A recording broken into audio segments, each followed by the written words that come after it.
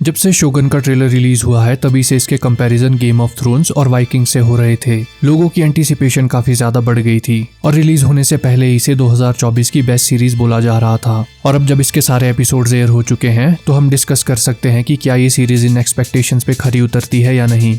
तो इस वीडियो में करेंगे शोगन का review. So without further ado Let's do this.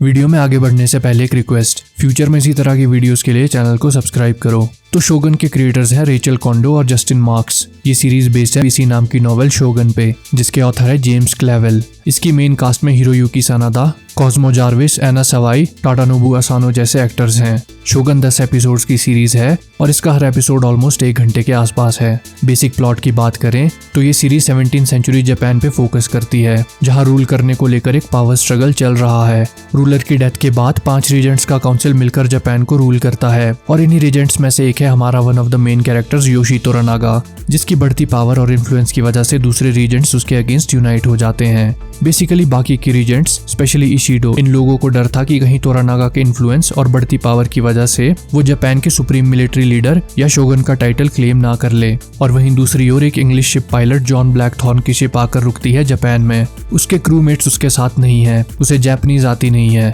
Basically वो जापान पे फंस चुका है, बट इस सब के बीच वो भी इस पावर स्ट्रगल का एक हिस्सा बनने लगता है। तो फाइनली जॉन ब्लैकथॉर्न का क्या हुआ, तोरानागा का क्या हुआ, एंड में इस बड़ी गेम को कौन जीतने वाला है और कौन रूल करने वाला है। शोगन की स्टोरी इसी पे बेस्ड है। सीरीज जापानीज कल्चर को काफी अच्छे से शो करती है। फ्यूडल टाइम्स को इसमें बहुत ही अच्छे से डिपिक्ट किया गया है। उनके customs, rituals, way of life एकदम परफेक्टली डिपिक्टेड है। इसकी स्टोरी टेलिंग, सिनेमेटोग्राफी और बैकग्राउंड म्यूजिक मुझे सही लगे। इसकी प्रोडक्शन क्वालिटी मुझे काफी अच्छी लगी। सीरीज में मुझे एक छोटी सी कमी लगी, अब वो कमी क्या है उसके बारे में आगे बात करेंगे। सीरीज का सबसे स्ट्रॉन्ग पार्ट है इसकी story, which is very interesting. इसकी स्टोरी और कैरेक्टर्स इस सीरीज को कैरी करने का मेजर काम करते हैं।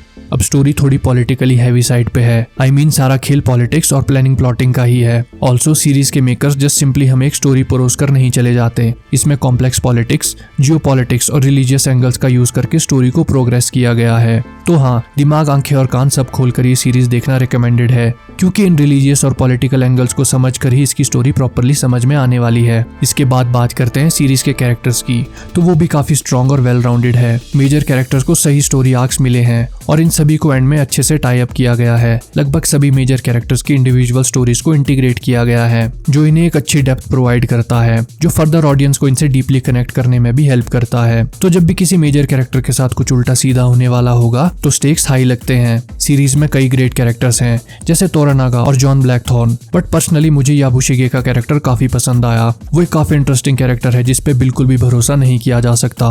वो बहुत चालाक और सेल्फिश है और साथ ही फनी भी। And special shout out to Tadanobu Asano, जिनकी ग्रेट एक्टिंग परफॉर्मेंस से ये कैरेक्टर इतना अच्छा निकल कर आया। अब बात एक्टिंग की आई गई है तो सीरीज में बाकी एक्टिंग परफॉर्मेंसेस भी काफी अच्छी है। आई मीन सीरीज की मेन कास्ट एक्टिंग के मामले में एकदम फ्लॉलेस है। सभी ने एक्सेप्शनल काम किया है, ग्रेट एक्टिंग वर्क। तो अब सीरीज का नाम शोगन है तो कुछ लोग सोच रहे होंगे कि ये एक एक्शन पैक्ड सीरीज होने वाली है। तो उन लोगों को मैं ये बात क्लियर करना चाहता हूँ कि ऐसा बिल्कुल भी नहीं है। Through out the series action और बैटल सीक्वेंसेस बिल्कुल मिनिमल हैं। हाँ, एपिसोड 9 थोड़ा इस मामले में एक्साइटिंग है, बट उसमें भी तुमको इतना कुछ एक्सेप्शनल देखने को नहीं मिलने वाला। हालांकि सीरीज में काफी ब्रूटैलिटी वाले किल्स देखने को मिल जाते हैं। अब मैंने वीडियो में पहले कहा था कि मुझे एक छोटी सी कमी फील हुई, वो यहीं से निकल कर आती है। अब don't get me wrong, series amazing है, बट सीरीज में बैटल को हाइप किया जाता है और वो हमको देखने को नहीं मिलता। आई मीन सीरीज का सारा भार स्टोरी पर ही डाला गया है। तो पर्सनली बैटल सीक्वेंस से मुझे इतना ज्यादा फर्क नहीं पड़ता, क्योंकि इस चीज से स्टोरी अफेक्ट नहीं होती। बट कुछ लोग जो बैटल देखने की चाह में इस सीरीज को देखने वाले हैं,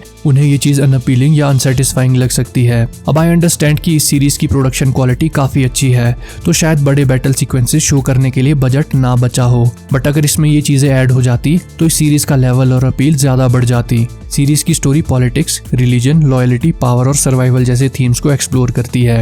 ये फ्यूडल जापान के कल्चर और कस्टम्स को हमारे सामने प्रॉपरली प्रेजेंट करती है। हमको ये देखने को मिलता है कि कल्चरल डिफरेंसेस की वजह से लोगों और उनके रहने के तरीके कैसे डिफर करते हैं। कैसे अगर एक कंट्री में अगर आप कुछ मजाक में बोल दो तो उसे मजाक में लिया जाता है, और वहीं कल्चरल डिफरेंसेस की वजह से आप देखते हो कि दूसरी कंट्री में उसी बात को सीरियसली और कॉन्सिक्वेंसेस के साथ देखा जाता है। फाइनली सीरीज में काफी ब्रूटैलिटी है, इसमें न्यूडिटी और किसिंग सीन्स भी हैं, तो it's definitely not a family watch. Series Disney plus Hotstar पे अवेलेबल है, ये हिंदी में अवेलेबल नहीं है और इसमें मोस्टली जापानीज और कुछ इंग्लिश का यूज हुआ है, तो आप सबटाइटल्स की हेल्प ले सकते हो। आई होप आपको ये रिव्यू पसंद आया होगा। If you have any suggestions you can comment below, और अगर आपने भी शोगन देख लिया है तो अपने थॉट्स कमेंट्स में शेयर कर सकते हो। सो विद दैट इस वीडियो को करते हैं एंड। फ्यूचर में इसी तरह की videos, reviews, movies and series explanations के लिए चैनल को सब्सक्राइब करो। See you in the next one.